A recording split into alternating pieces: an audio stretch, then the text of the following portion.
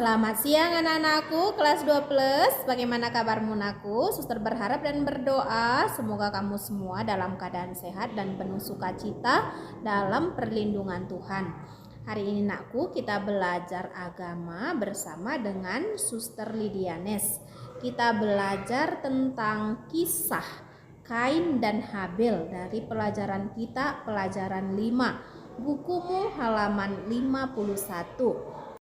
Sebelum kita melanjutkan pelajaran kita nakku, mari kita dengarkan dulu lagu persembahan berikut ini.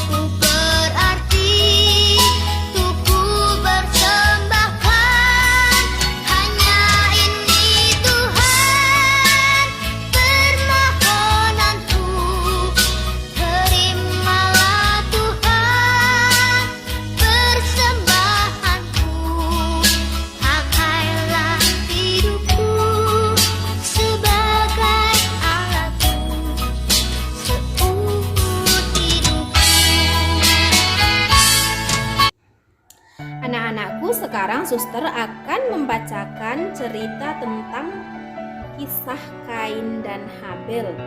Kamu juga bisa membaca bukumu halaman 56 sampai dengan 58. Adam dan Hawa mempunyai 2 orang anak kembar, namanya Kain dan Habel. Kain bekerja sebagai petani, sedangkan Habel sebagai seorang penggembala ternak. Kata Habel, "Aku akan mempersembahkan anak domba yang terbaik, gemuk dan masih muda. Aku mau memberikan yang terbaik kepada Tuhan." Kain berkata, "Aku akan mempersembahkan hasil kebunku, tapi aku akan mempersembahkan yang busuk saja." Lalu Habel berdoa, "Tuhan, terimalah persembahanku ini. Inilah anak domba yang paling aku sayangi. Inilah tanda syukurku kepadamu." Kemudian Kain juga berdoa, "Tuhan, terimalah persembahan buah-buahanku ini. Inilah persembahan syukurku kepadamu." Nah, buah-buahan yang dipersembahkan itu busuk, tidak yang terbaik. Nah, pada saat itu ada kepercayaan bahwa jika persembahan kita diterima oleh Tuhan, maka pada saat dipersembahkan, asapnya akan naik lurus ke atas, karena pada saat itu persembahan itu dibakar. Sedangkan jika asapnya tertiup angin ke samping, berarti persembahan itu tidak diterima Tuhan. Nah, anak-anakku, apa yang terjadi dengan persembahan Kain dan Habel? Ternyata asap persembahan Kain ke samping, sedangkan asap persembahan Habel lurus ke atas.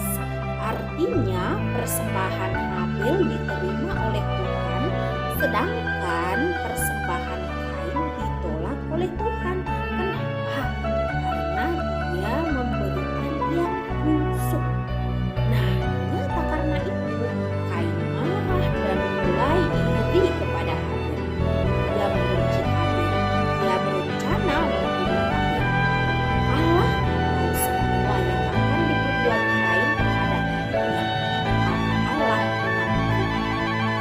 Allah berkata kepada Kain, "Kain, mengapa Jika kamu mengikuti marah dan bencimu, maka dosa sudah mengintip di depan hatimu. Kain tidak mau mendengarkan Allah.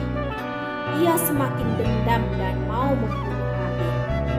Maka pada suatu hari, Kain mengajak Habel jalan-jalan ke kebunnya. Kain kemudian membunuh Habel. Habel menunggu ajalnya. Ia mati di tangan kakaknya. Allah melihat perbuatan Kain terhadap Habel. Maka Allah berkata kepada Kain, "Kain, di manakah Habel adikmu?" Jawab Kain, "Aku tidak tahu. Memangnya aku menjaga adikmu." Kata Allah, "Kain, apakah yang baru kamu lakukan terhadap Habel? Darah adikmu berseru-seru kepadaku. Aku akan menghukum engkau. Engkau akan menjadi pengembara di muka bumi ini." Jawab Kain, "Allah, hukuman ini terlalu berat. Aku akan dibunuh oleh orang lain yang aku jumpai." "Tidak, Kain," kata Allah. "Tidak ada orang yang akan membunuhmu. Aku akan memberi tanda di dahimu, supaya tidak ada yang akan membunuhmu." Allah tetap melindungi Kain. Tuhan mengampuni Kain dan melindunginya. Akhirnya Kain pergi dari Taman Eden dan menetap di tanah Nod sebelah timur Eden. Anak-anakku, apa yang boleh kita pelajari dari kisah Kain dan Habel? Kita tadi sudah melihat Habel itu mempersembahkan dombanya yang terbaik kepada Tuhan, sedangkan Kain memberikan hasil kebunnya yang busuk. Maka kita pun mau belajar seperti Habel, memberikan yang terbaik kepada Tuhan dengan hati yang ikhlas.